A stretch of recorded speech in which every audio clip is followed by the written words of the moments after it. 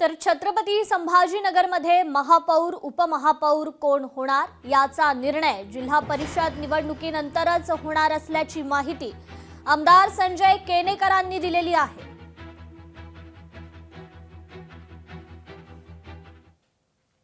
तर नागपूरच्या महापौराचा निर्णय देखील फेब्रुवारीच्या पहिल्या आठवड्यात होणार आहे। 30 जानेवारीला महापौर पदासाठी अर्ज दाखल करण्यात येणार आहेत। नागपूर महापालिकेत महापौर पद सर्वसाधारण महिला प्रवर्गासाठी आरक्षित आहे। भाजपमध्ये सध्या महापौर पदासाठी अनेक नाव चर्चेत आहेत।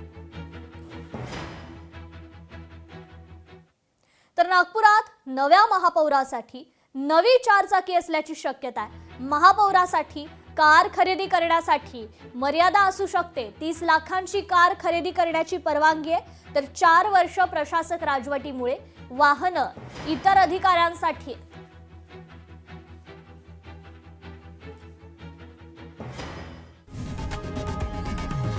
लोकशाही मराठी ऐका, पहा, जागरूक रहा।